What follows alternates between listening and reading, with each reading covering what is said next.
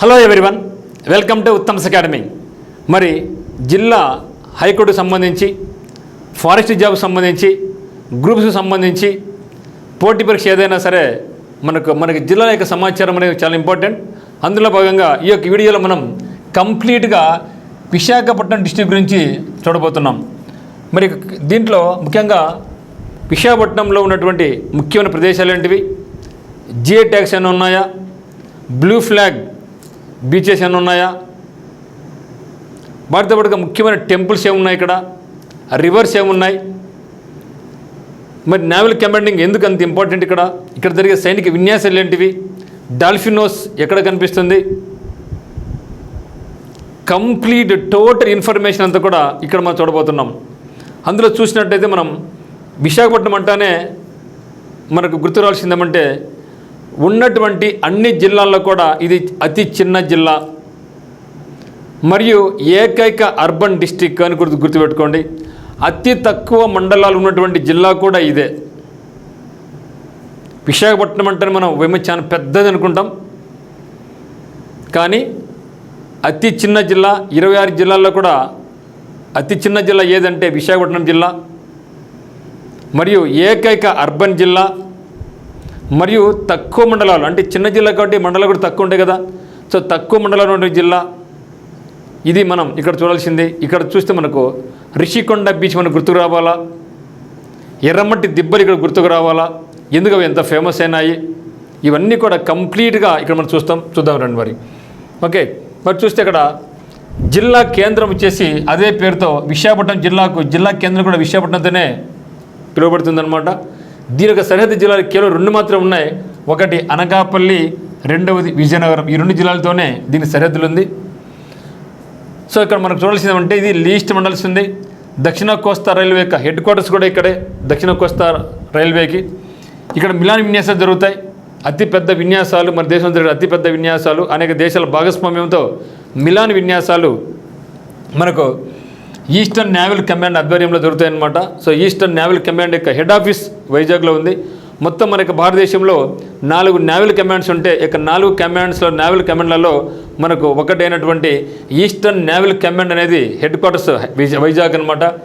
మరి అందులో పనిగా వెస్టర్న్ నేవల్ కమాండ్ యొక్క హెడ్ క్వార్టర్స్ ఎక్కడుందంటే మనకు ముంబైలో ఉంటుంది. మరి సదర్న్ నేవల్ కమాండ్ ఎక్కడ ఉంటుందంటే కొచ్చి, కేరళలో ఉంటుంది. మరి అండమాన్ అండ్ నికోబార్ ఐలాండ్స్ యొక్క నేవల్ కమాండింగ్ ఎక్కడుందంటే దానికి క్యాపిటల్ అయినటువంటి పోర్ట్ బ్లెయిర్లో ఉంటుంది.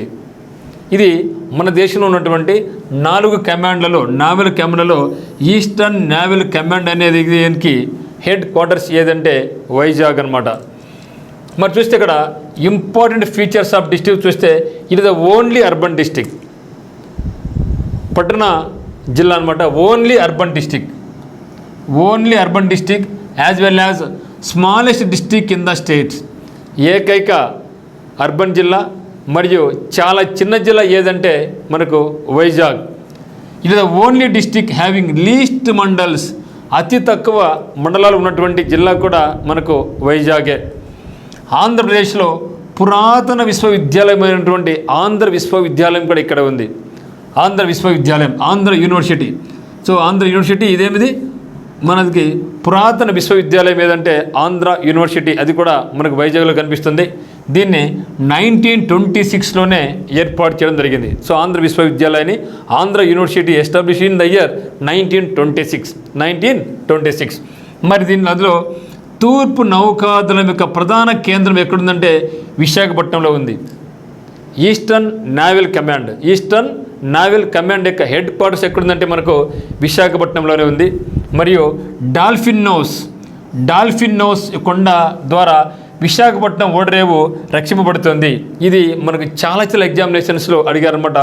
డాల్ఫిన్ నోస్ ఎక్కడ ఉంది, డాల్ఫిన్ నోస్ యొక్క ఒక ముఖ్యమైన ఉపయోగాలు ఏంటివి అనేది కూడా మనం ఇక్కడ చూడొచ్చు అనమాట. కాబట్టి డాల్ఫిన్ నోస్ కొండ ద్వారా విశాఖపట్నం ఓడరేవు రక్షింపబడుతుంది అనమాట.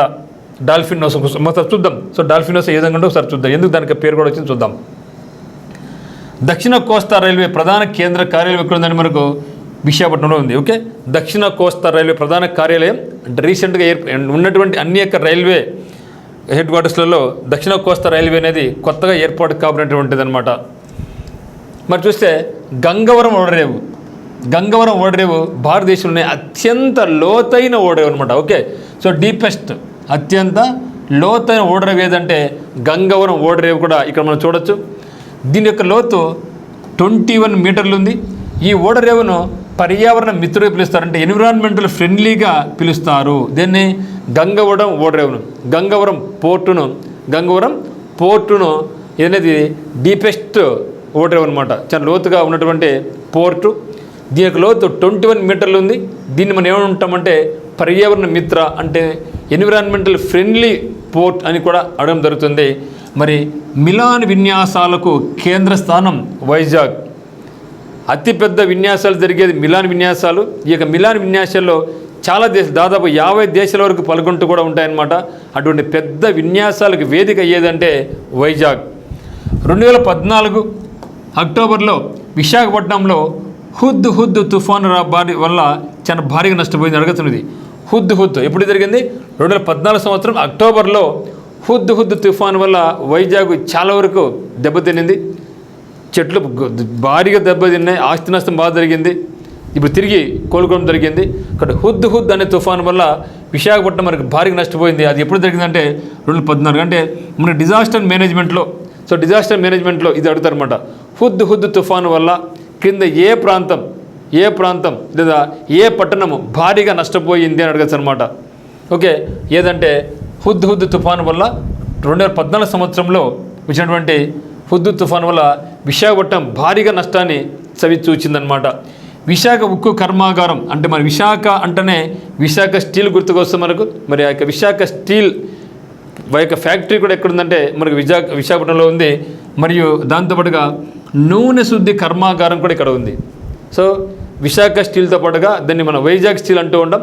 సో వైజాగ్ స్టీల్తో పాటుగా ఇక్కడ నూనె శుద్ధి కర్మాగారం కూడా ఉంది. నూనె శుద్ధి కర్మాగారం కూడా ఇక్కడ ఉందన్నమాట. చూస్తే మరి ఇక్కడ ఈ యొక్క జిల్లాలో ఇంపార్టెంట్ బీచెస్ ఏమున్నాయంటే Rishikonda beach. Okay, Rishikonda beach ఉంది. ఆర్కే బీచ్, సింపుల్గా ఆర్కే బీచ్ అంటే రామకృష్ణ బీచ్ అనమాట. ఎందుకంటే ఇక్కడ రామకృష్ణ మఠం పేరు వల్ల ఆర్కే బీచ్ రావడం జరిగింది పేరు. సో రిషికొండ బీచ్ అయితేనేమి, ఆర్కే బీచ్ అంటే రామకృష్ణ బీచ్ అయితేనేమి, Yarada beach, then Bheemili beach, మరియు గంగవరం బీచ్, మరి లాసెన్స్ బే బీచ్ అనేవి ఈ యొక్క వైజాగ్లో ఉన్నటువంటి అతి ముఖ్యమైనటువంటి బీచెస్ అనమాట. ఏమున్నాయండి? Rishikonda, RK beach, Yarada beach, Bheemili beach, then Gangavaram beach, then Lawson's bay beach ఉన్నాయి. మరి ఇక్కడ చూడవలసినటువంటి అతి ముఖ్యమైన ప్రదేశాలు ఏంటివి అంటే ఇంపార్టెంట్ ప్లేస్ టు విజిట్. ఏమి చూడాలంటే ఇక్కడ చూస్తే సింహాచలం చూడొచ్చు, Rishikonda, Lumbini park, dolphin nose, Kailasagiri, submarine museum, Bavikonda, Pavuralakonda, Erramatti Dibbalu, ఇది చాలా important, Erramatti Dibbalu, Padmanabham, Kambalakonda eco tourism park, Visakhapatnam naval dockyard, Milan విన్యాసాలు, ఇండియా యుఎస్ టైగర్ ట్రయంప్ విన్యాసాలు, దెన్ మలబార్ ఎక్సర్సైజెస్ ఇక్కడ మనకు దొరుకుతాయి. ఈ 3 కూడా ఎక్సర్సైజెస్ అనమాట. ఏవి? మిలాన్ విన్యాసాలు అయితేనేమి, దెన్ టైగర్ ట్రయంప్ ఎక్సర్సైజ్ అయితేనేమి, మలబార్ విన్యాసాలు అయితేనేమి ఇక్కడ విశాఖపట్నం కేంద్రంగా ఇవి జరుగుతూ ఉంటాయన్నమాట. మరి ఒకసారి చూస్తే Simhachalam, Rishikonda, Lumbini park, dolphin nose, Kailasagiri, submarine museum, Bavikonda, Pavuralakonda, Erramatti Dibbalu, Padmanabham, Kambalakonda, then Visakhapatnam naval dockyard, ఇవన్నీ ఇక్కడ మనం బాగా చూడవలసిన ప్రదేశాలు అనమాట.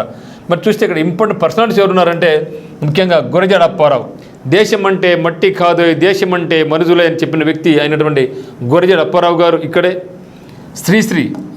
శ్రీరంగం శ్రీనివాసరావు పేరు కలిగిన శ్రీ కూడా ఇక్కడే, చాలా గొప్ప మహానుభావుడు.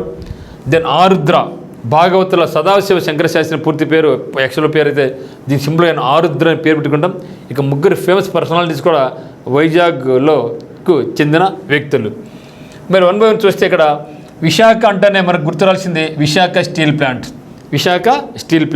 మరి ఇక విశాఖ స్టీల్ ప్లాంట్ చూస్తే దీని పేరు రాష్ట్రీయ ఇస్పాట్ నిగమ్ లిమిటెడ్ అంటాం. Okay, RINL Rashtriya Ispat Nigam limited, Rashtriya Ispat Nigam limited అని పేరు కలిగినటువంటి దాన్ని విశాఖ స్టీల్ ప్లాంట్ను సింపుల్గా మనం యాక్చువల్ దీని ఒరిజినల్ ఏమంటే Rashtriya Ispat Nigam limited, also known as సింపుల్గా వైజాగ్ స్టీల్ అనే పేరు కలిగినటువంటి రాష్ట్రీయ ఇస్పాట్ నిగమ్ లిమిటెడ్ కూడా ఇక్కడే ఉంది. Is a central public sector undertaking under the ownership of the minister of steel, government of India. So government of India ఆధ్వర్యంలో పనిచేసేటువంటి స్టీల్ ఫ్యాక్టరీ అంటే మినిస్టర్ ఆఫ్ స్టీల్ కింద ఈ యొక్క విశాఖ స్టీల్ అనేది ఏర్పాటు కాబడింది. దేశంలోని మొట్టమొదటి తీర ఆధారిత ఉక్కు పరిశ్రమ ఇక్కడ ఏర్పాటు కాబడింది. దేశంలోనే మొట్టమొదటిసారిగా తీర ప్రాంతంలో బే ఆఫ్ బెంగాల్ దగ్గర, అంతే కదా. సో మొట్టమొదటి తీర ఆధారిత ఉక్కు పరిశ్రమ ఏదంటే అది వైజాగ్ స్టీల్ మాత్రమే. విశాఖ ఉక్కు కర్మాగారానికి ఎవరి సాయం తీసుకుంటే రష్యా సహకారం తీసుకున్నాం. ఎందుకంటే రష్యా ఎప్పటి నుంచి మిత్రుడు కాబట్టి మన చాలా స్టీల్ ప్లాంట్కు వేరే వాళ్ళ దేశాలు అంటే కొన్ని ఫ్రాన్స్, కొన్ని బ్రిటన్, కొన్ని రష్యా తీసుకోవడం జరిగింది. అందులో ఈ యొక్క విశాఖ స్టీల్ ప్లాంట్కు మనకు సహాయ సహకారాలు అందించింది ఎవరంటే రష్యా సహకారం అందించిందనమాట. అదే మాదిరిగా మరి ఇక విశాఖ స్టీల్ ప్లాంట్కు ఇనుపకని ఎక్కడ చూస్తున్నారు మనకు బయలుజిల్లా. ఇది చాలా ఇంపార్టెంట్ మిత్రమా. మరి విశాఖ స్టీల్ ప్లాంట్కు ఈ యొక్క ముడి సరుకు విశాఖకు ముడి సరుకు ఎక్కడి చూస్తుందంటే మనకు బయలుజిల్లా నుంచి మనకు ముడి సరుకు సరఫరా జరుగుతుందని కూడా. సో విశాఖ స్టీల్ ప్లాంట్కు ఇనుప ఖనిజం ఎక్కడ చూస్తే మనకు బయలుజిల్లా నుంచి సరఫరా కావడం జరుగుతుందన్నమాట. రాష్ట్రీయ ఇస్పాట్ నిగమ్ లిమిటెడ్కు 2010వ సంవత్సరంలో నవరత్న హోదా దక్కింది. ఇది నవరత్న కంపెనీ అనమాట. ద బయలుజిల్లా ఐరన్, ఇది మనకు చాలా ఇంపార్టెంట్. మరి ఈ యొక్క బయలుజిల్లా ఏం చెప్పినాం, బయలుజిల్లా నుంచి దీనికి ముడి సరుకు వస్తుంది చెప్పినాం కదా ఇనుప ఖనిజం. మరి ఇక బయలుజిల్లా అనేది ఏ రాష్ట్రంలో ఉంది అది మనకు చాలా ఇంపార్టెంట్. గతంలో చాలాసార్లు అడగడం జరిగిందనమాట. సో బయలుజిల్లా అనే ముడి ఖనిజం విశాఖ స్టీల్ ప్లాంట్కి వస్తుంది. అయితే బయలుజిల్లా అనే ఐరన్ ఓరు ఏ రాష్ట్రంలో ఉంది అని అడిగాడు అనమాట. ఏ రాష్ట్రంలో ఉంది చూస్తే ఇక్కడ the Bailadila iron ore mines are located in the Dantewada district of Chhattisgarh state. ఇది కూడా మనం చూస్తూ ఉంటాం దంతెవాడ డిస్టిక్ అనేది. సో దంతెవాడ డిస్టిక్లో ఎక్కువ మనకు నక్సలిజం కార్యక్రమం జరుగుతూ ఉంటాయి. అనేక మంది పోలీసులు ఇక్కడ నక్సలైట్ల కాల్పుల వల్ల మరణించారు. అందువల్ల ఇది మనకి ఎక్కువ వార్తలకు వస్తూ ఉంటుంది అనమాట Dantewada. So Dantewada district of Chhattisgarh. So Chhattisgarh రాష్ట్రంలోని దంతెవాడ అనే జిల్లా నుంచి మనకు ఇక బయలుజిల్లా ఉంది. అక్కడి నుంచి మనకి ముడి ఖనిజం వస్తూ ఉంటుంది విశాఖ స్టీల్ ప్లాంట్కు. The mines are owned and operated by the National Mineral Development Corporation అంటే ఎన్ఎండిసి. అంటే ఈ యొక్క బయలుజిల్లా నుంచి వస్తుంది కదా, మరి దీన్ని ఎవరు ఆధీనంలో ఉందంటే national then mineral Development corporation వాళ్ళకి ఆధీనంలో ఉన్నటువంటి ఈ యొక్క మైన్స్ నుంచి మనకు ఈ యొక్క విశాఖ స్టీల్ ప్లాంట్కు మనకు ముడి ఖనిజం అనేది వస్తూ ఉంటుందన్నమాట. నెక్స్ట్ చూస్తే Rishikonda beach. So Rishikonda beach చూస్తే మనకు చాలా ఇంపార్టెంట్. ఇక రిషికొండ బీచ్కి మనకు ఏముందంటే బ్లూ ఫ్లాగ్ సర్టిఫికేట్ ఉంది. బ్లూ ఫ్లాగ్ సర్టిఫికేట్ ఏమంటే ఇక్కడ చాలా పరిశుభ్రంగా ఉండాలి, ఎటువంటి అంటే చూడడానికి చాలా బాగుండాలి, నీరు బాగా ఉండాలి, అక్కడ అన్ని రకాల వాతావరణ పరిస్థితులకు అనుకూలంగా ఉండాలి. సో అటువంటి వాటికి ఇక బ్లూ ఫ్లాగ్ అనేది ఇస్తూ ఉంటారు. ఇక బ్లూ ఫ్లాగ్ ఇవ్వడం వల్ల మనకి ఏం బెనిఫిట్ అంటే విదేశీ వాళ్ళు కూడా విదేశీ పర్యాటకులు కూడా ఇక్కడికి వస్తూ ఉంటారు. అంటే అది బ్లూ ఫ్లాగ్ సర్టిఫికేట్ ఇచ్చిందంటే అది చాలా మంచి ప్లేసు, ఎకో టూరిజం అంటే ఫ్రెండ్లీగా ఉంటుంది, బాగా నీట్గా ఉంటుంది, ఎటువంటి రోగాలకు దూరంగా ఇటు ఉంటుంది అనమాట. అందువల్ల అటువంటి బ్లూ ఫ్లాగ్ సర్టిఫికేట్ పొందింది ఏదంటే రిషికొండ బీచ్. ఇక రిషికొండ బీచ్ అనేది కూడా మనకి ఎక్కడుందంటే వైజాగ్లో ఉంది. భారతదేశంలో ఇప్పటికి మనకు మొత్తం 13 బీచెస్ ఉన్నాయి, బ్లూ ఫ్లాగ్ బీచెస్ ఉన్నాయన్నమాట. ఓకే. సో రాష్ట్రంలో బ్లూ ఫ్లాగ్ సర్టిఫికేట్ పొందినటువంటి ఏకైక బీచ్ ఏదైనా ఉందంటే అది ఒక రిషికొండ బీచ్. సో మనకి ఎన్నో ఉన్నాయి బీచ్లు, వైజాగ్ దగ్గర ఉన్నాయి, నెల్లూరు దగ్గర ఉన్నాయి, శ్రీకాకుళం దగ్గర ఉన్నాయి. ఎన్ని ఉన్నా కూడా మరి రిషికొండకు మాత్రమే ఈ యొక్క బ్లూ ఫ్లాగ్ సర్టిఫికేషన్ రావడం జరిగింది. మరి ఏంది అసలు బ్లూ ఫ్లాగ్ అంటే 2020లో డెన్మార్క్ చెందినటువంటి ఏది డెన్మార్క్ దేశానికి చెందినటువంటి డెన్మార్క్ క్యాపిటల్ కోపెన్హేగన్. సో డెన్మార్క్ చెందినటువంటి ఫౌండేషన్ ఫర్ ఎన్విరాన్మెంటల్ ఎడ్యుకేషన్ అంటే FEE. ఓకే, FEE అంటే ఏమండి FEE foundation for environmental and education సంస్థ రిషికొండలోని 600 మీటర్లలో తీర ప్రాంతానికి ప్రతిష్టాత్మకమైనటువంటి బ్లూ ఫ్లాగ్ అవార్డును ప్రదానం చేసింది. దీన్ని ప్రదానం చేసింది. గుర్తుపెట్టుకోండి, ఏకైక బ్లూ ఫ్లాగ్ సర్టిఫికేట్ పొందినటువంటి బీచ్ ఏది మన ఆంధ్రప్రదేశ్లో అంటే అది ఒక రిషికొండ బీచ్ అని గుర్తుపెట్టుకోండి.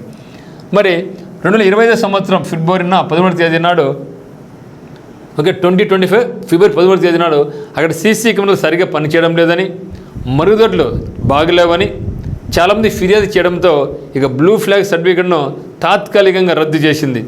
తిరిగి రాష్ట్ర ప్రభుత్వం అవన్నీ కూడా మళ్ళీ సమకూర్చడంతో మళ్ళీ దీన్ని పునరుద్ధరించింది మార్చిలో. సో ఫిబ్రవరి 13వ తేదీ నాడు క్యాన్సిల్ చేస్తే తిరిగి మార్చి 2025 నుంచి తిరిగి పునరుద్ధరించబడింది. అంటే ఇప్పుడు కూడా టెంపరీగా ఒక 1 మంత్ లేదు, తిరిగి ఇప్పుడు బ్లూ ఫ్లాగ్ సర్టిఫికేట్ పొంది ఉంది. సో 2025 ఫిబ్రవరి 13వ తేదీ నాడు సీసీ కెమెరాలు సరిగా పనిచేయకపోవడం అయితేనేమి, వ్యర్థాలు పేరుకుపోవడం, గదులు శుభ్రంగా లేకపోవడం మొదలైన నిర్వహణ లోపాల కారణాలతో బ్లూ ఫ్లాగ్ అవార్డును తాత్కాలికంగా రద్దు చేశారు. తిరిగి రాష్ట్ర ప్రభుత్వం ఇవన్నీ కూడా పునరుద్ధరించడంతో మార్చి 2025 నుంచి మరి తిరిగి బ్లూ ఫ్లాగ్ సర్టిఫికేట్ ఈ యొక్క రిషికొండకు ఇవ్వడం జరిగింది. Rishikonda beach in Visakhapatnam is the only blue flag beach in Andhra Pradesh and is among the 13 blue flag beaches in India. So భారతదేశంలో ఉన్నటువంటి మొత్తం 13 బీచెస్లలో ఒక బీచ్ బ్లూ ఫ్లాగ్ బీచ్ అనేటువంటిది ఎక్కడుందంటే రిషికొండలో ఉంది, అది విశాఖపట్నంలో ఉందని మనం భావించండి. తర్వాత చూస్తే ఆర్కే బీచ్, దీని పూర్తి పేరు చేసి మనకు రామకృష్ణ బీచ్. సింపుల్గా మనందరూ కూడా ఆర్కే బీచ్ అంటూ ఉంటాం. ఇది కూడా చాలా ఫేమస్, ఇది కూడా మన విశాఖపట్నంలోనే ఉంది. మరి Ramakrishna beach also known as RK beach is a popular beach located in Visakhapatnam. It is situated on the east Coast of the bay of Bengal and is named after the near by Ramakrishna machine ఆశ్రమం. So ఇక్కడ ఈ యొక్క బే of Bengal దగ్గర east కోస్ట్లో మనకు రామకృష్ణ ఆశ్రమం ఉంది కాబట్టి ఆ యొక్క రామకృష్ణ ఆశ్రమం మిషన్ సందర్భంగా ఈ యొక్క బీచ్కు ఆర్కే బీచ్ అని పేరు పెట్టడం జరిగింది. ఆర్కే అంటే రామకృష్ణ మిషన్, రామకృష్ణ బీచ్. మరి ఎందుకు వచ్చిందంటే ఇక్కడ మనకు రామకృష్ణ మిషన్ ఆశ్రమం ఉంది కాబట్టి ఆ పేరు మీద ఈ యొక్క బీచ్కు ఆర్కే బీచ్ అనే పేరు రావడం జరిగింది. మరి చూస్తే సింహాచల టెంపుల్ అంటే ఏమి, ఇక్కడ ఏ దేవుడు ఉన్నాడు కూడా మనకి ఇంపార్టెంట్. అడోబ్ of lord Varaha Lakshmi Narasimha. So Simhachala టెంపుల్లో ఎవరునంటే ఇక్కడ లక్ష్మీ నరసింహస్వామి ఉన్నారు. వరాహ లక్ష్మీ నరసింహస్వామి ఈ యొక్క సింహాచల టెంపుల్లో కొలువై ఉన్నారు. Simhachalam is the second largest temple after Tirumala తర్వాత అతి పెద్ద టెంపుల్ ఏది అంటే మనకు ఉండేది సింహాచల టెంపుల్. ఇది విశాఖపట్నంలో ఉంది. Simhachalam is the second largest temple after Tirumala in terms of income earned. దేని ప్రకారం ఇన్కమ్ పరంగా earned. The Simhachalam temple is dedicated to lord Narasimha and incarnation అంటే పునర్జన్మ, ఇన్కార్నేషన్ ఆఫ్ లార్డ్ విష్ణు అంటే అవతారం, నెక్స్ట్ అవతారం, పునర్జన్మ నెక్స్ట్ అవతారం. విష్ణు యొక్క అవతారం అంటే ఇన్కమ్ పరంగా. సో ఇన్కమ్ పరంగా చూస్తే మనం చెప్తూ ఉంటాం ప్రపంచంలోనే అత్యధిక ఇన్కమ్ ఉండేది ఏది అని చెప్తాం మనం, వాటికన్ సిటీ, తర్వాత తిరుమల. కానీ మన రాష్ట్రంలో తీసుకుంటే మన రాష్ట్రంలో తిరుమల తర్వాత అత్యధిక ఇన్కమ్ ఉండేది ఏది అంటే మనకు సింహాచల టెంపుల్లో మనకు అత్యధికంగా ఇన్కమ్ అనేది వస్తూ ఉంటుంది. మరి సింహాచల టెంపుల్లో ఏ దేవుడు ఉన్నారంటే Varaha Lakshmi Narasimha. So Varaha Lakshmi Narasimha, lord Narasimha and incarnation of lord Vishnu యొక్క అవతారమైనటువంటి నరసింహస్వామి ఇక్కడ కొలువై ఉన్నారు మనకు ఇక సింహాచలం టెంపుల్లో. The temple is also known as shrine of Varaha Lakshmi Narasimha Swamy, A form wear Vishnu is depicted as a man lion కలిసి నాకు అంటే మన నరసింహస్వామి అంటేనే తెలుసు మనకు మ్యాను మరియు లయన్ కలిపి ఉన్నటువంటిది అనేసి. The temple is located on the Simhachalam hills. ఎక్కడుంది ఇది? సింహాచల కొండల్లో ఉంది. Simhachalam hills which is 244 meters above the sea level. సంవత్సరానికి 12 గంటలు మాత్రమే ఈ దేవుని నిజరూప దర్శనం భక్తులు కల్పిస్తుంది. కేవలం సంవత్సరంలో 12 గంటలు మాత్రమే ఈ యొక్క దేవుని యొక్క నిజ రూప దర్శనం భక్తులు లభిస్తుంది. మిగిలిన సమయంలో ఈ విగ్రహం చందనంతో కప్పబడి ఉంటుంది. నిజరూప దర్శన సమయాన్ని చందన యాత్ర లేదా చందనోత్సవం అంటాం. సంవత్సరానికి ఓన్లీ 12 hours మాత్రమే స్వామి గారి నిజరూప దర్శనం ఉంటుంది. మిగతా అన్ని చోట్ల కూడా చంద్రంతో కప్పబడి ఉంటుంది స్వామి గారిది. మరి ఆ యొక్క నిజరూప దర్శనం సమయాన్ని ఏమంటారంటే మనం చందన యాత్ర లేదా చందనోత్సవం అని కూడా అంటారనమాట. ఈ చందన యాత్ర ప్రతి సంవత్సరం మార్చి మరియు ఏప్రిల్ నెలలో జరుగుతుంది. మార్చి మరియు ఏప్రిల్లో ఈ చందన యాత్ర లేదా చందనోత్సవం అనేది జరుగుతుందన్నమాట. నెక్స్ట్ చూస్తే INS Kursura museum. INS Kursura museum, దాన్ని ఏమంటే మనం సబ్ మెరైన్ మ్యూజియం అంటాం. సబ్ మెరైన్ మ్యూజియం ఖచ్చితంగా వైజాగ్ వెళ్తే ఈ యొక్క మ్యూజియం ఖచ్చితంగా చూసి రావాల్సిందే. ఎందుకంటే ఇది ఐఎన్ఎస్ కుర్సురా అనే ఒక మ్యూజియం తయారు చేయడం జరిగింది.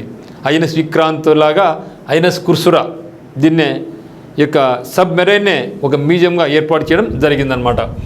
ఇది ఎక్కడుందంటే రామకృష్ణ బీచ్లోని ఐఎన్ఎస్ కుర్సురా జలంతర్గామి ఓకే. దీనిని రష్యా నిర్మించి భారత్కు అందజేసిందనమాట. ఐఎన్ఎస్ కుర్సురా ఇదేమి సబ్ మెరైన్. జలంతర్గామి అంటే ఏమండి సబ్ మెరైన్ అనమాట. సబ్ మెరైన్ మనకు ఎవరు సహాయం చేశారంటే రష్యా నిర్మించి భారత్కు అందజేసిందనమాట. మరి ఇప్పుడు దీనికి సమయం ముగిసిపోయింది కాబట్టి ఐఎన్ఎస్ కుర్సురా ఇండియన్ నేవీకి చెందిన కల్వరీ తరగతికి ఇంధన విద్యుత్ జలంతర్గామి 1969 నుంచి డిసెంబర్ 18 నుండి 2001 వరకు దీన్ని పనిచేసింది అనమాట. ఓకే. సో 1969 డిసెంబర్ 18 తేదీ నుంచి 2001 ఫిబ్రవరి 27 వరకు పనిచేసింది. ఆ తర్వాత సేవల నుంచి నిష్క్రమించింది. చాలా పాత అయిపోయింది కదా, అప్పుడు సేవల నుంచి నిష్క్రమించింది. విశాఖ తీరంలో అతిపెద్ద బీచ్ ఏదంటే రామకృష్ణ బీచ్. దక్షిణాసియాలో మొదటి సబ్మెరైన్ మ్యూజియంను ఇక్కడ మనం తప్పగా చూడాల్సిందే. ఇది అక్కడ దక్షిణాసియాలోనే మొట్టమొదటి సబ్మెరైన్ మ్యూజియం ఏదంటే మనకు ఇది ఐఎన్ఎస్ కుర్సురా మ్యూజియం. సో కాబట్టి ఎప్పుడైనా సరే మీరు వైజాగ్ వెళ్తే మాత్రం కంపల్సరీగా ఈ యొక్క మ్యూజియాన్ని సందర్శిస్తే సబ్మెరైన్ ఏ విధంగా ఉంటుంది లోపల అనేది మంచి టెక్నాలజీలాజికల్గా చాలా ఇన్నోవేటివ్గా చాలా ఉపయోగపడుతుంది అనమాట. నేను చూస్తే లా సన్స్ బే బీచ్ కూడా ఇక్కడ ఉంది. కైలాసగిరి దేవాలయానికి వెళ్ళే దారిలో ఉన్న లాసన్స్ బే చాలా అందమైన బీచ్. ఇది సముద్ర స్థానాలకు అలలపై కొయ్య పలకలతో తేలే సర్ఫింగ్ క్రీడ కూడా ఇది చాలా అనువైనటువంటిది. మరి నెక్స్ట్ దేవాలయం కైలాసగిరి దేవాలయం విశాఖ నగరానికి ఉత్తరం దిశలో ఉన్న గుట్టపై పార్వతీ పరమేశ్వరుల విగ్రహాలు కలవు. ఇక్కడ నుండి చూస్తే మొత్తం విశాఖ నగరం పొడవాటి సముద్ర తీర పర్యాటకులను కనువిందు చేస్తూ ఉంటుంది. ఓకే. కైలాసగిరి దేవాలయం సింహాచలం, ఇది కైలాసగిరి దేవాలయం ఎక్కడ ఉంది? విశాఖ నగరానికి ఉత్తర దిశలో ఉన్న గుట్టపై పార్వతి మరి కైలాసగిరి ఎవరున్నారంటే పార్వతీ పరమేశ్వర విగ్రహాలు ఉన్నాయి. ఇక్కడ నుంచి చూస్తే మొత్తం విశాఖ నగరము మరియు ఆ యొక్క బీచ్లు సముద్ర తీరం అంతా కూడా మనకు కనిపిస్తుంటుంది, అంత ఎత్తులో ఉంటుంది. మరి విశాఖపట్నం కూడా ఒకసారి చూస్తే విశాఖపట్నం ఆంధ్రప్రదేశ్లోని అతిపెద్ద నగరం, అదే పేరు గల జిల్లాకు కూడా కేంద్రం, ఆంధ్రప్రదేశ్లోని ఏకైక అర్బన్ జిల్లా మరియు అన్ని జిల్లాల కంటే చిన్న జిల్లా. బంగాళాఖాతం నది ఒడ్డున ఉంది. సో వైజాగ్ అనేది బంగాళాఖాతం ఒడ్డున ఉంది. భారతదేశం 4వ అతిపెద్ద ఓడరేవు ఇక్కడ ఉంది. మరి భారతదేశంలోనే అతి పురాతన నౌక నిర్మాణ కేంద్రం కూడా ఇక్కడే ఉంది. భారతదేశపు మొట్టమొదటి ఓడ అయినటువంటి జల ఉష ఇక్కడే తయారైంది. అప్పుడు ప్రధాని జవహర్లాల్ నెహ్రూ గారు చేతుల మీదుగా ఇది జల ప్రవేశం చేసింది. సో ఇదేమిటి భారతదేశపు మొట్టమొదటి ఓడ ఏది? జల ఉష. సో జల ఉష అని కూడా ఈ యొక్క విశాఖపట్నం దగ్గర తయారైంది. అప్పుడు ప్రధాని జవహర్లాల్ నెహ్రూ గారు ఆయన చేతుల మీదుగా ఇది సముద్రంలోకి వెళ్ళింది. అంటే అక్కడ జలప్రవేశం చేసి తన యొక్క కార్యక్రమాలను మొదలుపెట్టిందనమాట. సముద్రంలోకి చొచ్చుకొని ఉన్న కొండ డాల్ఫిన్ నౌస్ అల్ల తాకిడిని తగ్గించి సహజ సిద్ధమైన నౌకాశ్రయానికి అనుకూలంగా ఉంది. ఇక్కడ ఉన్నటువంటిది మనకి సహజ సిద్ధమైన నౌకాశ్రయం అనమాట, న్యాచురల్ పోర్ట్. ఓకే. సముద్రంలోకి చొచ్చుకొని ఉన్నటువంటి కొండ డాల్ఫిన్ నౌస్, ఇది మనకు చాలా ఇంపార్టెంట్. డాల్ఫిన్ నౌస్ దీనివల్ల మనకి ఏం బెనిఫిట్ అంటే ఈ యొక్క సముద్రం నుంచి వలలు వస్తుంది కదా, అల్ల తాకిడిని తగ్గించి సహజ సిద్ధమైన నౌకాశ్రయానికి అనుకూలంగా ఉంటుంది. దానికి మెయిన్ కారణం ఏదంటే డాల్ఫిన్ నౌస్. ఓకే. ఒకసారి చూద్దాం డాల్ఫిన్ నౌస్. ఇది డాల్ఫిన్ నౌస్ చూడండి. సో డాల్ఫిన్ లాగా ఉందన్నమాట, డాల్ఫిన్ నౌస్. మరి విశాఖపట్నానికి పేర్లు మారిపేర్లు ఉంటే విశాఖ అని, వైజాగ్ అని, వాల్తేరు పేర్లు కూడా ఉన్నాయి. 2019 సంవత్సరంలో ఆంధ్రప్రదేశ్ ముఖ్యమంత్రి అయినటువంటి వైఎస్ జగన్మోహన్ రెడ్డి పరిపాలన వికేంద్రీకరణలో భాగంగా అమరావతిని శాసన రాజధానిగాను, విశాఖపట్నాన్ని కార్యనిర్వాహక రాజధానిగాను, కర్నూలును న్యాయ రాజధానిగా ప్రతిపాదించారు. మరి తిరిగి ఇప్పుడు కొత్తగా ఎన్డీఏ గవర్నమెంట్ ఆంధ్రప్రదేశ్ రాజధానిగా విశాఖను తీసివేసి ఏమిటిది అమరావతిని కొనసాగిస్తుందన్నమాట. కాబట్టి 2019 వచ్చినటువంటి జగన్మోహన్ రెడ్డి గారు వైజాగ్ను ఏం చేశారంటే కార్యనిర్వాహక రాజధానిగా ఏర్పాటు చేయడం జరిగింది. భారతదేశ నౌకాదళ తూర్పు కమాండ్కు విశాఖపట్నం ప్రధాన కేంద్రం. మరి చూస్తే డాల్ఫిన్ నోస్ మరి డాల్ఫిన్ ముక్కలాగుంది కదా, అందువల్ల దీన్ని డాల్ఫిన్ నోస్ అంటారు. ఈ డాల్ఫిన్ నోస్ వల్ల ఇక్కడ సహజ సిద్ధమైనటువంటి నౌకాశ్రయం ఏర్పాటు కాబడింది. డాల్ఫిన్ నోస్ అనేది సముద్ర మట్టానికి 174 మీటర్ల ఎత్తులో ఉంది. డాల్ఫిన్ హౌస్ అనేది సముద్ర మట్టానికి 174 మీటర్ల ఎత్తులో ఉంది. మరి సముద్ర మట్టానికి అయితే మాత్రం డాల్ఫిన్ 170 అంతే. డాల్ఫిన్ హౌస్ 174 మీటర్లు. అదే సముద్ర మట్టానికి అయితే 358 మీటర్ల ఎత్తులో ఉన్న యారాదు కొండ రూపాంతరం డాల్ఫిన్ ఆకారాన్ని పోలి సముద్రంలోకి దూసుకుపోతుంది. ఇక్కడ కొండపై లైట్ హౌస్ కూడా ఉంది. ఈ డాల్ఫిన్ హౌస్ కొండపై మనకి ఉందండి లైట్ హౌస్ ఉంది. లైట్ హౌస్ అనేది ఉందన్నమాట. మరి ఒకసారి చూస్తే dolphin nose is A hill in Visakhapatnam between Yarada and Gangavaram port. So between Yarada and Gangavaram port the hills is named dolphins nose because of it resemblance A dolphin nose. ఎందుకంటే ఇది డాల్ఫిన్ ముక్కులాగా ఉంది కాబట్టి దీనికి డాల్ఫిన్ నోస్ అని పేరు రావడం జరిగింది. Dolphin's nose is a huge rocky headland which is 174 meter high and 53 meters above the sea level. So dolphin nose. Next చూస్తే in 1804 British and French forces fought the battle of Vizianagaram near this hills. ఈ యొక్క కొండ దగ్గరే British వాళ్ళకు మరియు French వాళ్ళకి ఇక battle జరిగింది. ఆ బ్యాటిల్ పేరే బ్యాటిల్ ఆఫ్ విజయనగరం అనుకుంటామంట. సో బ్యాటిల్ ఆఫ్ విజయనగరంలో ఎక్కడ జరిగింది? డాల్ఫిన్ హౌస్ దగ్గర. ఎవరెవరికి జరిగిందంటే ఫ్రెంచ్ దళాలకు మరి బ్రిటిష్ దళాలకు మధ్య యుద్ధం జరిగింది. ఆ యుద్ధం పేరే బ్యాటిల్ ఆఫ్ విజయనగరం. మరి అదే మాదిరి ఇప్పుడు Lumbini park. So Lumbini park అనేది ఎక్కడుందంటే బీచ్ రోడ్లో ఉంది. ఓకే. సో లుంబినీ పార్క్ అనేది బీచ్ రోడ్లో ఉంది. పార్క్ మధ్యలో ఏముందంటే బుద్ధ విగ్రహం ఉంది. ఒకవైపు అందమైన సిల్వాన్ కొండలు, మరి మరోవైపు నీలి సముద్ర పర్యాటకులకు గొప్ప ఆకర్షణగా ఇక్కడ ఉంటుందన్నమాట. నెక్స్ట్ వచ్చేసి మనకు Gangavaram beach. Lumbini park, next వచ్చేసి గంగవరం బీచ్. మరి గంగవరం బీచ్ ఎక్కడుందంటే విశాఖ స్టీల్ ప్లాంట్కు దగ్గరలో ఉంది. ఇక్కడ చలనచిత్ర నిర్మాతలను ఆకర్షిస్తూ ఉంటుంది. అందుకు సినిమాలు ఎక్కువ జరుగుతూ ఉంటాయి. చాలా అందమైన ప్రదేశం గంగవరం బీచ్ అన్నమాట. నెక్స్ట్ చూస్తే బావికొండ. సో బావికొండ ఎందుకు ఫేమస్ అంటే ఇది బౌద్ధ ఆలయం. అంటే అక్కడ అవశేషాలు ఉన్నాయన్నమాట. ఏ అవశేషాలు? బౌద్ధ అవశేషాలు. సో బావికొండలో పూర్తిగా బౌద్ధ అవశేషాలు ఉన్నాయి. ఎప్పుడైనా సరే ఒక బౌద్ధ క్షేత్రాలు కానీ జైన క్షేత్రాలు వచ్చినప్పుడు కంప్లీట్గా మనం వాటిని బాగా నేర్చుకోవాలి. ముఖ్యంగా మనం ఎక్కువ కూడా బౌద్ధ క్షేత్రాలు ఆంధ్రప్రదేశ్లో. సో వాటిని మనం స్పెషల్గా చదవాల్సి ఉంటుంది. ఇక్కడ వెలికి తీసినటువంటి కళాఖండాలలో రోమన్ నాణ్యాలు, శాతవాహన నాణ్యాలు దొరికినాయి. ఎక్కడ దొరికినాయి? బావికొండలో. ఇది మనకి ఇంపార్టెంట్. సో అడగచ్చన్నమాట. రోమన్ నాణ్యాలు, శాతవాహన నాణ్యాలు ఈ క్రిందలో ఎక్కడ దొరికినాయి అంటే బావికొండలో దొరికినాయి. నెక్స్ట్ మనకు అతి ముఖ్యమైనటువంటిది ఎర్రమట్టి దిబ్బలు. దీన్ని మనం జియో పార్క్ అని కూడా అంటాం. సో కంప్లీట్ ఎర్రమట్టిలాగా ఉంటుంది. దీన్ని ఎర్రమట్టి దిబ్బలు అంటారు.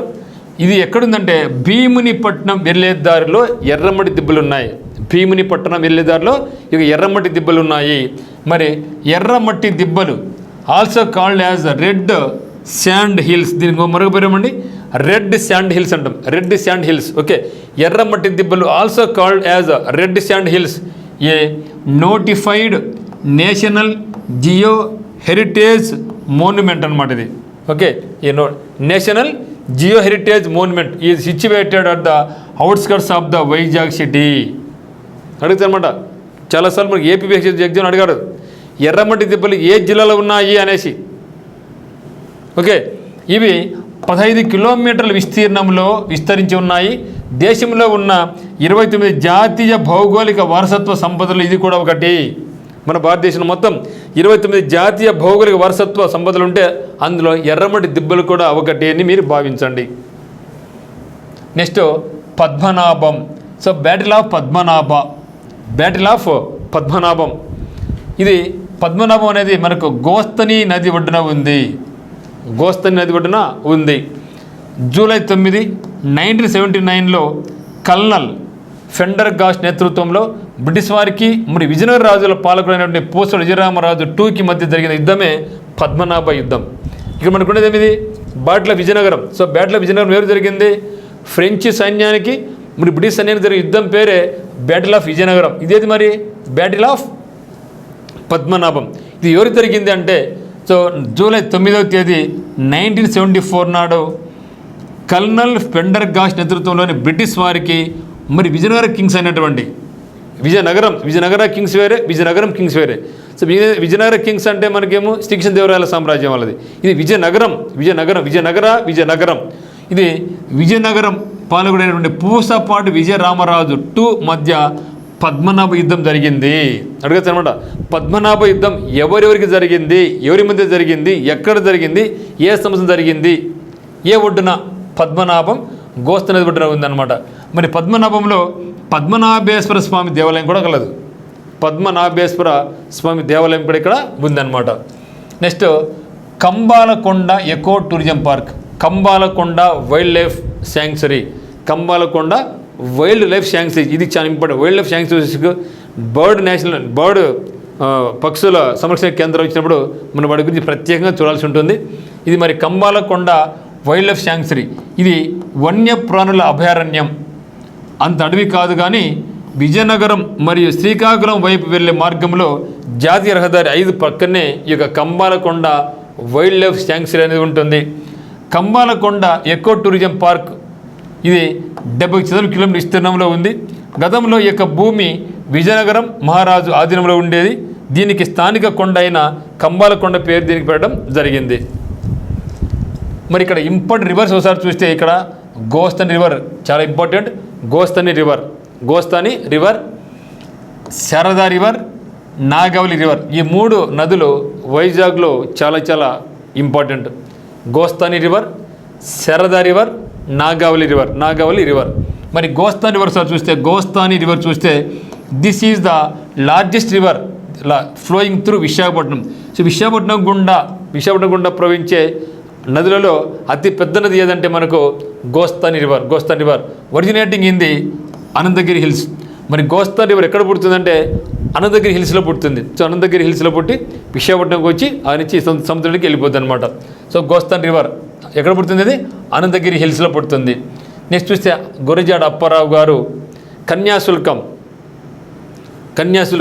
రాసినటువంటి గురజాడ అప్పారావు గారు అయితేనేమి ఆయనే, మరియు దేశమంటే మట్టి కాదు దేశమంటే మనుషులై అనే పాట రాసి ఉరుతులిసిన వ్యక్తి అయినటువంటి గురజాడ అప్పారావు గారు ఇక్కడే జన్మించారు. దేశమంటే మట్టి కాదు దేశమంటే మనుషులై అనే గేయాన్ని రచించిన వ్యక్తి. ఈయన రచించినటువంటి కన్యాశుల్కం నాటకం. సో ఎన్నోసార్లు ఎగ్జామ్ అడుగుతారు కన్యాశుల్కం నాటకాన్ని ఎవరు రచించారు అని అడిగారు చాలాసార్లు. ఈయన రచించినటువంటి కన్యాశుల్కం నాటకానికి సాహితీ లోకంలో ఒక ప్రత్యేక స్థానం ఉంది. ఈ నాటకంలో అతను సృష్టించిన గిరీశం, మధురవాణి, రామప్ప పంతులు మొదలైన పాత్రలు ప్రఖ్యాతి గాంచాయన్నమాట. కన్యాశుల్కం అనే నాటకం రచించింది ఎవరు? గురజాడ అప్పారావు గారు. దేశమంటే మట్టి కాదు దేశమంటే మనుషులే అని చెప్పింది ఎవరు? గురజాడ అప్పారావు గారు. ఓకే, మరి ఈయనకు బిరుదులు ఏమున్నాయంటే అభ్యుదయ కవితా పితామహుడని, కవిశేఖర్ అనే బిరుదులు మనకు ఈయనకు బిరుదులు ఉన్నాయి. గురజాడ అప్పారావు గారి బిరుదులు ఏమున్నాయంటే అభ్యుదయ కవితా పితామహుడని, కవిశేఖర్ అనే బిరుదులు ఉన్నాయి.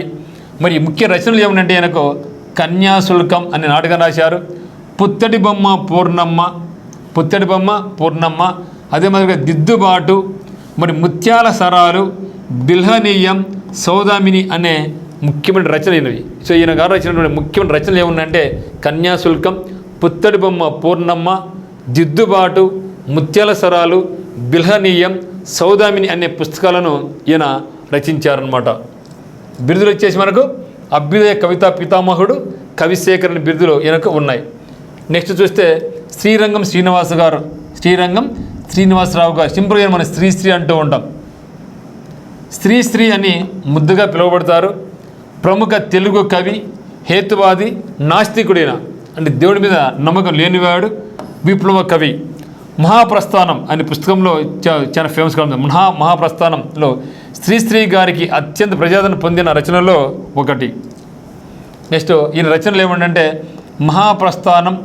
మహాప్రస్థానం, ఖడ్గ సృష్టి, జగన్నాథ రథచక్రాలు, బాటసారి, భిక్షవర్షీయసి, సిరిసిరి మూవ అనే పుస్తకాలు ఈయన రచించారు. ఈయనకు ముఖ్య రచనలు ఏమంటే మనకు మహాప్రస్థానం, ఖడ్గ సృష్టి, జగన్నాథ రథచక్రాలు, బాటసారి, సిరిసిరి మూవ అనే గ్రంథాలు ఈయన రాసినటువంటి దాంట్లో ప్రముఖమైనటువంటివి. నెక్స్ట్ వచ్చేసి ఆరుద్రకు మరో పేరు భాగవతుల సదాశివశంకర శాస్త్రి. ఈయన కవి, గేయ రచయిత, సాహితీవేత్త, కథకుడు, నవల రచయిత, విమర్శకుడు, పరిశోధకుడు, అనువాదకుడు. ఓకే, సో మిత్రం ఈ విధంగా మనకు ప్రతి జిల్లా సమాచారం కూడా ఉత్తమ సెకండ్ వ్యాపారం మీకు అందిస్తున్నాం. దీనికి ఇక వీడియో తప్పగా మీకు పీడిఎఫ్ కూడా ఉంటుంది. పీడిఎఫ్ను కూడా మీరు డౌన్లోడ్ చేసుకొని ప్రింట్ తీసుకొని మీకు నచ్చిన చోట హైలైట్ చేసుకొని ఒక బుక్గా స్టోర్ చేసుకుంటే మీకు అద్భుతంగా మీకు ఏ ఎగ్జామ్కి పోయినా ఇది యూస్ఫుల్గా ఉంటుంది. దాదాపు 100 పేజీలతో కంప్లీట్గా ఇదే ఉంటుంది. ప్రతి దాన్ని కూడా టచ్ చేస్తూ అనేది జరిగింది. ఏ బిట్ కూడా వదులుకోకుండా పీడిఎఫ్, అక్కడ ఉన్న persons, places, Jio tags, temples, నదులు, వాటితో పాటుగా అక్కడ ఉన్న ఇంపార్టెంట్ బిట్స్ కూడా మీకు అందిస్తున్నాం. కాబట్టి కంపల్సరీగా మనకి కోర్స్ అయితే మాత్రం మీకు చాలా యూస్ఫుల్ అవుతుందన్నమాట. మరి ఈ యొక్క ఆరుద్ర రచనలు మనకి ఏమున్నాయంటే రచనలు కూనలమ్మ పదాలు, ఇంటింటా పద్యాలు, వేమన్న వేదం, దక్షిణ వేదం, 13 సంపుటాల సమగ్రాంధ సాహిత్యాలు, పైలా పచ్చీసు, గుడిలో సెక్స్ మొదలైనవి ఈయన రచించినటువంటి ముఖ్యమైన పుస్తకాలు. ఎవరు? ఆరుద్ర. సో ఆరుద్రకు మరో పేరేమి భాగవతుల సదాశివ శంకర శాస్త్రి. మరి ఈయన రచనలు మనకి ఏమన్నాయంటే కూనలమ్మ పదాలు, ఇంటింటా పద్యాలు, వేమన్న వేదం, దక్షిణ వేదం, 13 సంపుటాల సమగ్రాంధ్ర సాహిత్యాలు, పైలా పచ్చీసు, గుడిలో సెక్స్ మొదలైనవి ఈయన రచించినటువంటి ముఖ్యమైన రచనలు అన్నమాట. సో ఇది మిత్రమా, మరి మీకు ఈ యొక్క వీడియో నచ్చితే ఖచ్చితంగా షేర్ చేయండి, లైక్ చేయండి. అదేవిధంగా మీరు ఫస్ట్ నుంచి చూస్తున్నది మన ఛానల్ని సబ్స్క్రైబ్ చేసుకోండి. మీరు ఆంధ్రప్రదేశ్ హైకోర్టుకు ప్రిపేర్ అవుతున్నా, ఫారెస్ట్కి ప్రిపేర్ అవుతూ ఉన్నా, లేదా ఏపీఎస్సీ ఏ ఎగ్జామ్కి ప్రిపేర్ అవుతున్నా కూడా ఖచ్చితంగా మీకు ఇది చాలా యూస్ఫుల్ అవుతుంది. సో ఏపీహెచ్సి కానీ ఫారెస్ట్ జాబ్స్కి అయితేనేమి ఆన్లైన్ కోర్స్ అందుబాటులో ఉంది. దానికి మీరు ఉత్తమ్ సెకండ్ యాప్ డౌన్లోడ్ చేసుకోండి. కింద డిస్క్రిప్షన్ లింక్ ఉంది. అదేవిధంగా మీరు ప్రతి జిల్లాల యొక్క సమాచారంతో పాటుగా ప్రతి జిల్లా వాళ్ళకు ఒక వాట్సాప్ గ్రూప్ క్రియేట్ చేయడం జరిగింది. మీరు కింద డిస్క్రిప్షన్లో ఉన్నటువంటి ఆ యొక్క వాట్సాప్ ఛానల్ క్లిక్ చేసి ఆ యొక్క గ్రూప్లో మీరు జాయిన్ అయితే మీకు ముఖ్యమైన ఇన్ఫర్మేషన్ మీకు అందిస్తూ ఉంటాం. సో ఆఫ్లైన్ పరంగా అయితే మాత్రం మీరు టర్నింగ్ పాయింట్ కోచింగ్ సెంటర్ కడపకు రావచ్చు. ఆంధ్రప్రదేశ్ హైకోర్టు, ఏపీ ఫారెస్ట్ సంబంధించిన ఉద్యోగాలకు ఆఫ్లైన్ కోచింగ్ ఉంది. అదే మాదిరిగా మీరు ఆన్లైన్ కోచింగ్ పరంగా లేదా ఆఫ్లైన్లో మీరు వచ్చినా కూడా ఆఫ్లైన్లో మనకి ఎగ్జామ్ జరిగేది ఆన్లైన్ అనమాట. అందుకు మా దగ్గర ల్యాబ్ ఉంది, కంప్యూటర్ ల్యాబ్ ఉంది. ఇక కంప్యూటర్ ల్యాబ్ నందు మీకు ఎగ్జామినేషన్స్ ప్రాక్టీస్ కూడా మీకు ఇక్కడ ఇప్పిస్తాం. డైలీ స్టడీ ఉంటుంది. Morning 5 o'clock to night 10 o'clock వరకు మీకు స్టడీ ప్లాన్ ఇచ్చి ఇక్కడ మీకు చదివిస్తాం అనమాట. సో ఖచ్చితంగా మీరు ఒకవేళ జాబ్ కావాలనుకుంటే హైకోర్టు కానీ, ఫారెస్ట్ కానీ, బ్యాంక్స్ కానీ, ఎస్ఎస్సీ కానీ, రైల్వేస్ కానీ మీరు డైరెక్ట్గా కడపకు మీరు రావచ్చు. మీకు అదే మరి మన దగ్గర ఏముందంటే ఇక్కడ ఆన్లైన్ బ్యాచ్లో ఫుల్ కోర్స్ ఉంది అందుబాటులో. టెస్ట్ సిరీస్ ఉంది.